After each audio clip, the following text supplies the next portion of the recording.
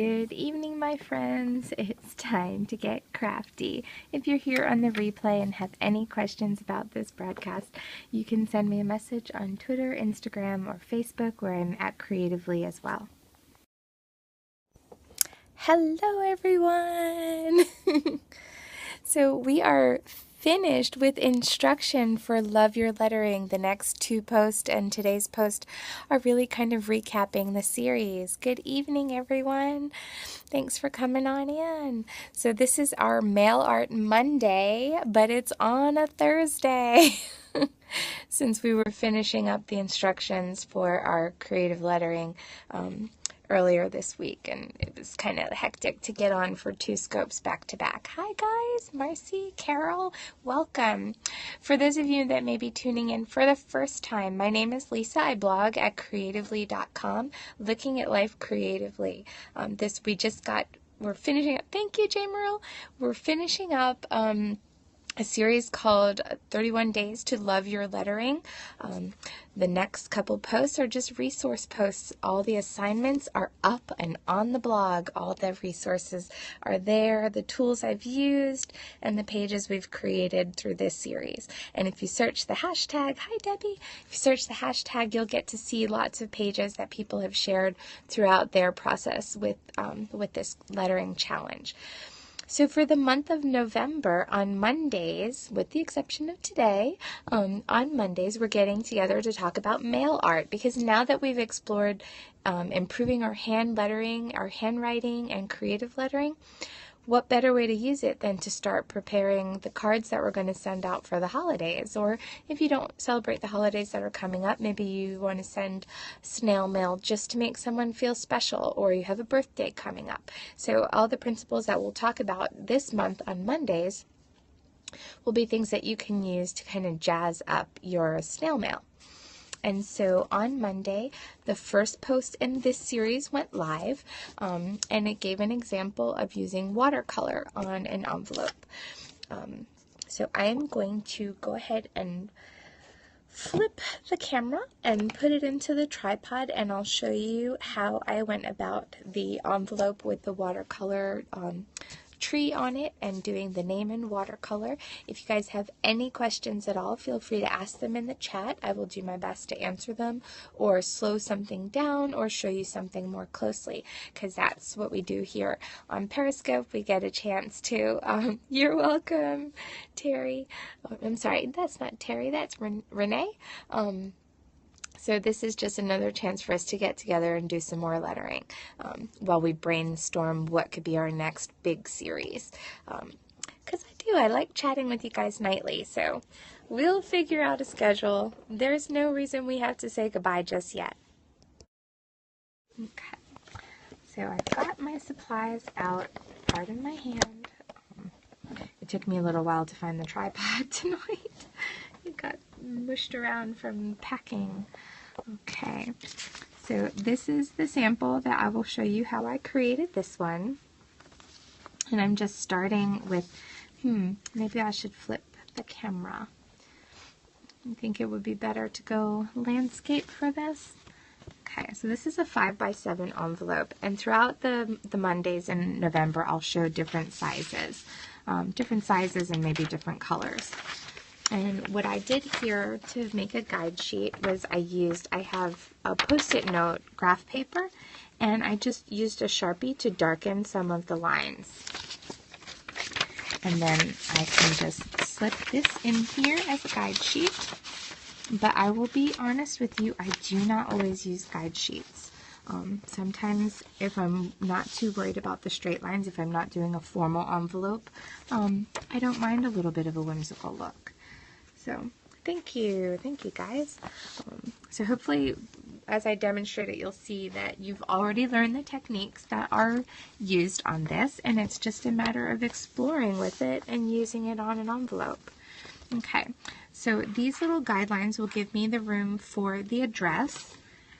So all I'm going to do here is pencil in kind of a wavy line for the last name. And I have a pencil nearby. And I do this kind of loosey-goosey. And I did it very lightly. So then I'm using inexpensive watercolors. These are the UB 8-color set from Target. If you cannot find those locally on Amazon, I have linked to the Prang 8-color set, which is also $2.99 or so. How long have I been scoping, Nessa? I have been on Periscope since May. So I got on here right around the same time that the Android app was released. And so I've kind of really started to love this platform because it's a fun way to get together. Okay, so I'm using a water brush, which we use these in the Love Your Lettering series. And this water brush does not really have much water in it, so let's see. I'm going to just use some of this to refill.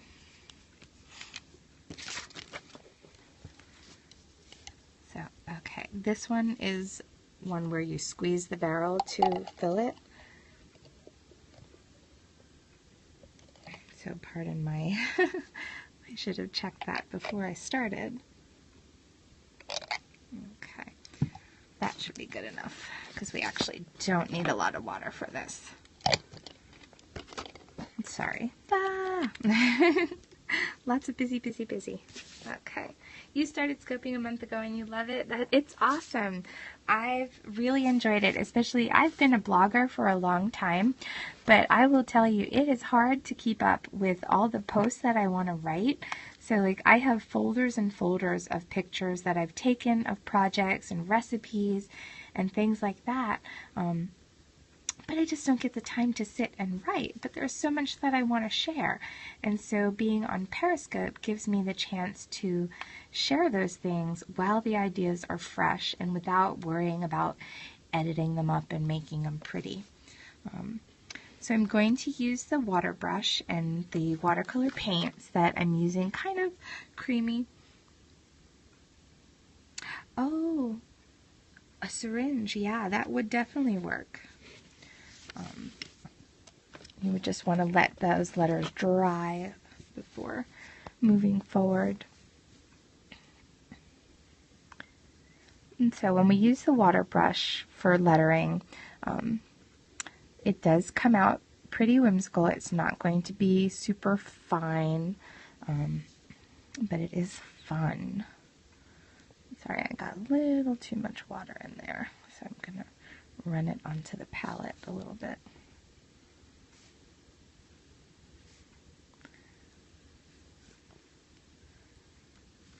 Oh, good. Yeah, Instagram that and tag me. I would love to see it. So, and no two envelopes will come out exactly alike, but that's okay. That's the beauty of making it handmade. So I'll get the name up there, and then I'll go back over, and on those down strokes I will make them probably just a little bit thicker. So I tried to pick a fun name that had some repeated letters, because I know that that's something you guys usually like to see demonstrated. We got a capital G in there, which is another popular one. Thank you. I know my angle is a little off tonight, huh?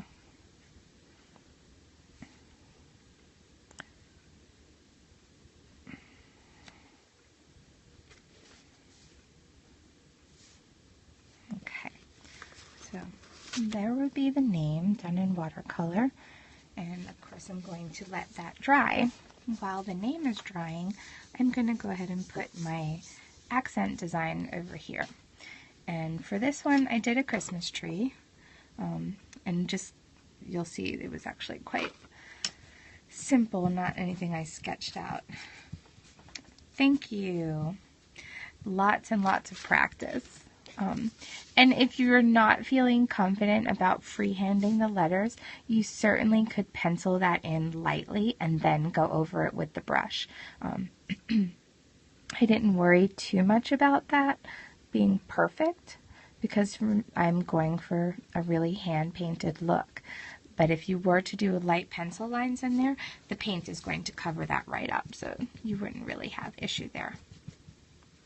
Okay, so for the Christmas tree, I'm looking for my thicker water brush, which my daughter may have run away with. Oh, there it is.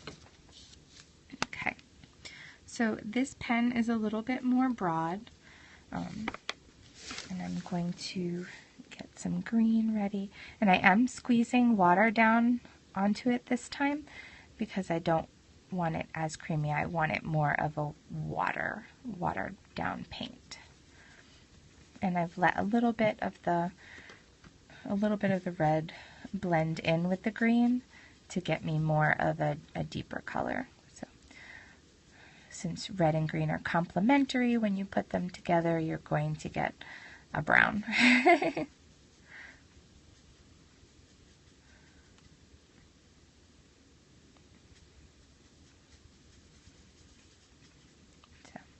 Because I don't want that springy green color. Although it looks fine, it just wasn't the look that I was going for. So I am letting that get kind of watery, and by pressing the barrel, it's pushing more water onto the palette.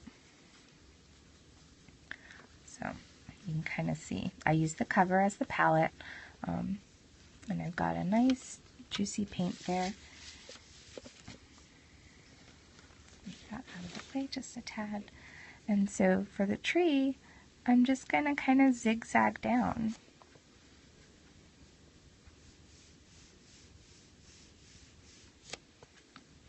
And put the brush again and go. You could go all the way down to the bottom. On the sample, I did leave room for a stem.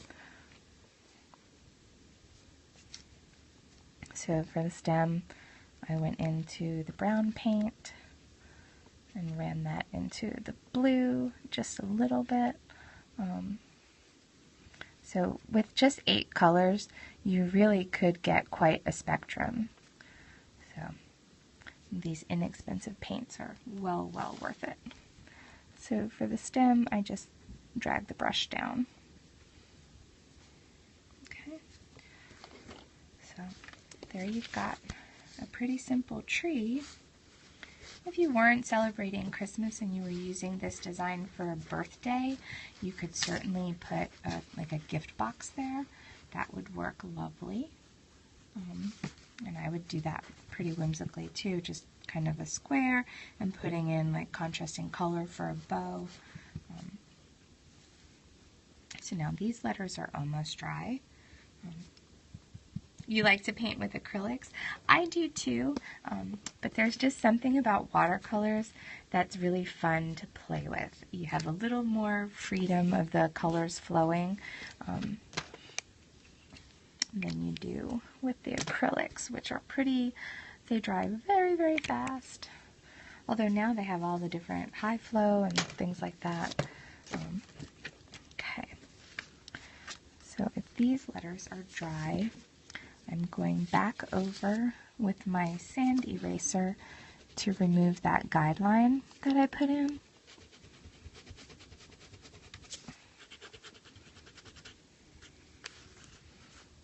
Yeah, definitely give it a try. Like I said, the watercolors are so inexpensive that it's worth having a set on hand. Okay, so I will take, and this wasn't in the photo, I think I did this after I took the final pictures. I used a gold pen to make a little accent there. So kind of in the place of where the pencil line was before, I'm going back in with the gold.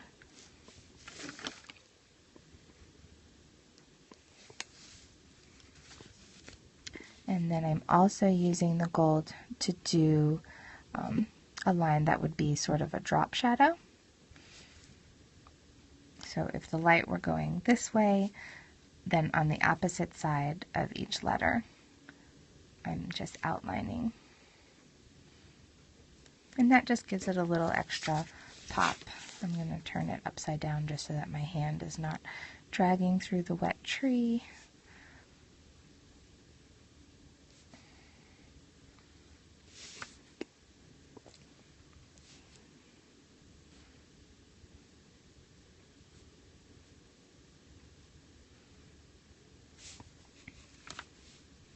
Yes, me and Debbie were talking about the praying set earlier this afternoon.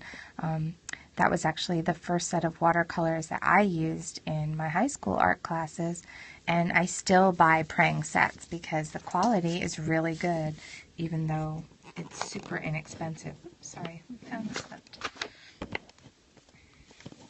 Hello! How are you, Mary? Okay.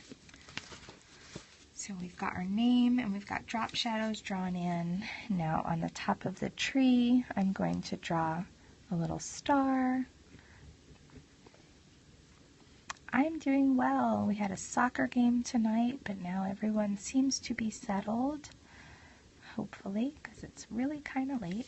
So I did the star, do a couple of kind of shine lines coming off the star. Yeah, check them out. If you have a set, they're the semi-moist watercolors. If you prime them by spritzing them with water, they should be fine. Thank you, Mary. So I'm going in with the gold gel pen. This is a Jelly Roll gold pen from Sakura, and I'm putting in some dots, and then I'll go back in and do some swirls.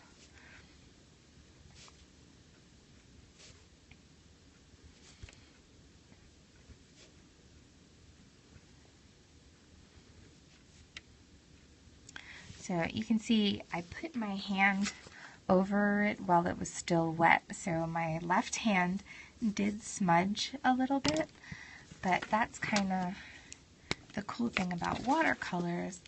I can go back up with the water brush and go back over there and blend that in.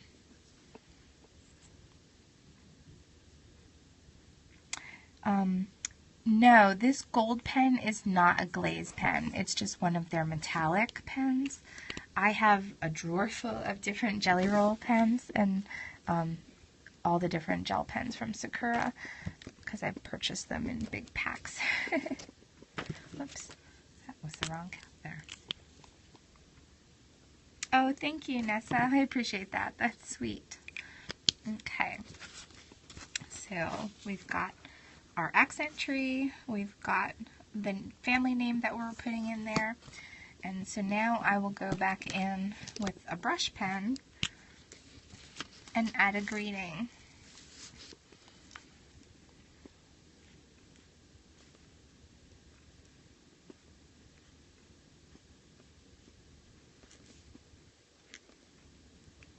You got your glaze pen today? You could certainly use that on an envelope. That would make a stunning envelope. To use the faux resist technique, I know that would be something that would be fun to receive.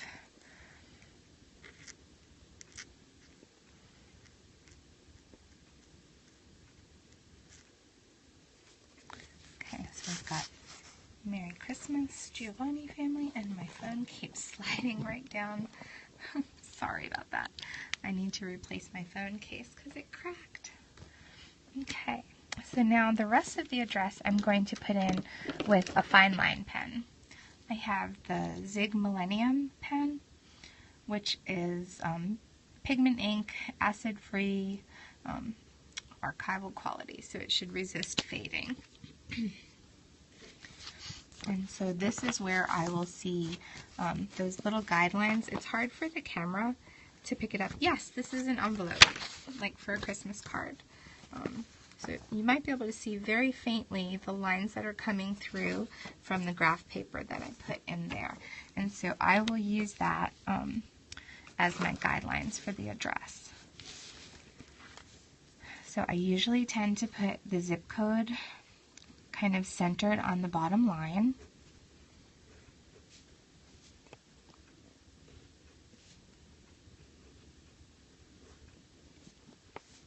So I'm just using kind of a whimsical print to contrast the brush lettering.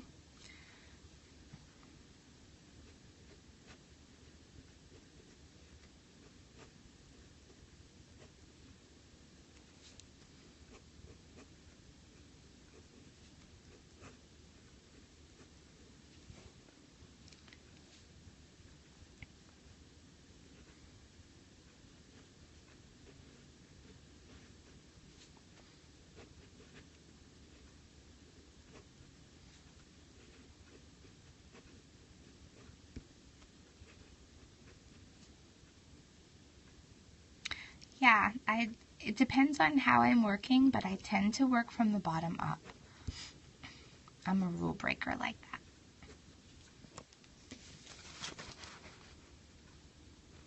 So, I'm not worried about everything going perfectly straight. I do have the guidelines in there to give me an idea of where to go. And now you could do the return address on the back flap, but I tend to do them right across this border.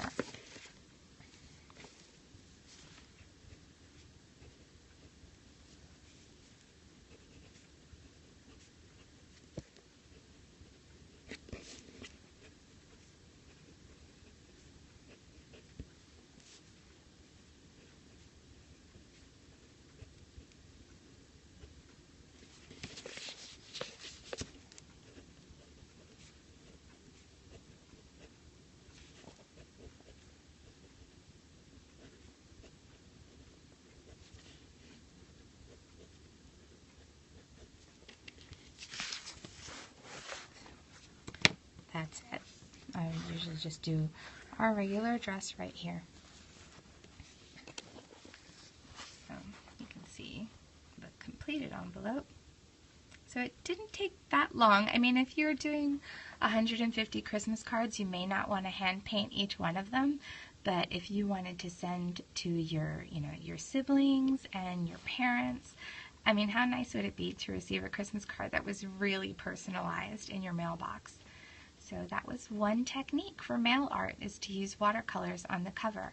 And I know the other night Elise asked about setting the envelope so that it would be waterproof. I will tell you that truthfully, I don't always set my envelopes. I just kind of take the chance that they're going to get where they need to go okay. If you want a measure of safety, you can spray them with fixative. Krylon makes a workable fixative, or the other thing you can use is like Aquanet hairspray, like cheap hairspray, because it kind of works as like a shellac. So little tips there. So that's all I have for tonight. Unless you guys have questions about this type of technique on envelopes. So that was watercolor lettering and watercolor painting right on an envelope. So that was our first in our series of Mail Art Mondays, although today is Thursday. We're a little off because we were finishing up the Love Your Lettering. So what do you think? Do you think you're ready to put some fancy lettering onto your envelopes this season? Because it's really fun. I know some of my siblings have saved letters that I sent with mail art on it for them. So hi, Debbie. So that's not all I have for tonight, unless you have a question. If I've ended the broadcast and I didn't get to your question, please send it to me in message.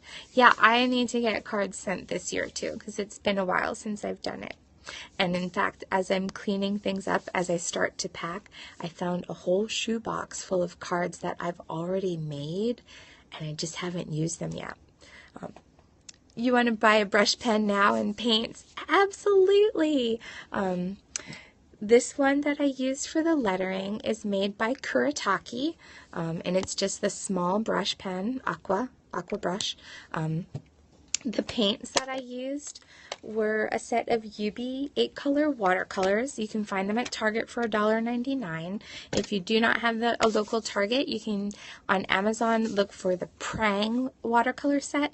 An 8-color set, I believe, is like $2.99. There's links to all those types of things on the blog post, though. My blog is CreativLEI.com, looking at life creatively. And for the month of November, we're doing mail art on Monday. Do you need a pen for each color? No, I use just water in this pen, and then I'm using paper towel to kind of clean the brush and then move on to the next color. So I have a few different water pens, but I only keep those so that I can have different size brushes. I usually don't fill them with color at all. I just keep water in them. That way I can use any watercolors that I have, or watercolor pencils. So that's how I keep my stuff like that. Yeah, no need for a brush for every color. Just one will do, or two. Oh, thank you. Yes, creatively.com. There's a clickable link in my profile. It was a pleasure having you all tonight. And remember, I am still taking suggestions on what our next series might be. I don't know that we'll get to a big series before the new year, but I would like to plan something.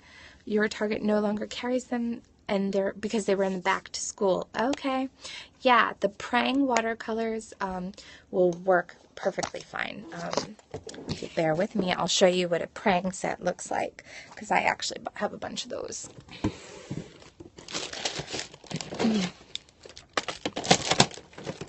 Sorry. Okay. So these are the Prang set, and depending on how old they are, like we've had them for a long time, and they're just semi-moist watercolors. And you'll see it's just the 8 colors, but all you have to do is spritz them with water, and then I use the covers as a palette. So there they are. Lots of use and abuse, but they still work beautifully. So that's the Prang set, and these can be found on Amazon, I believe, for $2.99.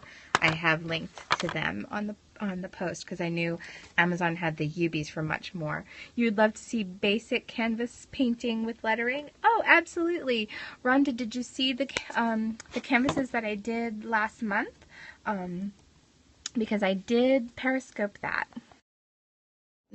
I did Periscope my process for doing a hand-lettered canvas, and I believe it's on catch.me/CreativLEI. Let me see if I can pull that up. It is not part of a blog post because it was something I just was doing for a commissioned piece. Pulling up the Catch so I can tell you where to find it. But I'm sure with Christmas coming up, I will probably be doing more. I just don't know when I will get around to them. Duct tape tomorrow for the books. Yes, I need to go to Michael's because I want red duct tape for mine, but I will be getting duct tape to show you how I cover the book. It's actually pretty simple. But yes, we'll go over that tomorrow night. We have no soccer game tomorrow night because it was tonight. Yes, there is hand-lettered canvases, Artscope. It is a few down. 1, 2, 3, 4, 5, 6, 7. 7 rows down on Catch, you'll see hand-lettered canvases. So hopefully that helps a little bit. But like I said, we'll probably go over that again. Yes, we're going to go with duct tape over our lettering notebooks for tomorrow. Tomorrow's post is about some of the other catch.me/CreativLEI. And I think if you probably, yes, Catch with a K. If you click on any of the videos that are in the lettering blog post, that may actually bring you over to Catch, because that's where all those videos are coming from. So yes, tomorrow's lettering post goes up, and it is about resources that I use for other lettering, like my May Designs notebooks, and I'll probably go over some of my pens that stick with me all the time, because you know I don't carry all 300 of them. I only carry a few at a time. So that will all be in tomorrow's post, and then the final post comes out on Saturday, and it's just a wrap up of the whole thing and what I learned over the month from you all. So that's it. We've wrapped up, or we've mostly wrapped up Love Your Lettering. We have we're diving into Mail Art Mondays, and we're looking for more ideas, more things that you guys would like for me to share with you. I like to dabble. I like to dabble in lots of different crafts. So if I can break those down into steps that help you see that you can create also, then I'm here for you. So that's all I have for tonight. I hope you guys have a great night and a good day tomorrow. I will talk to you tomorrow.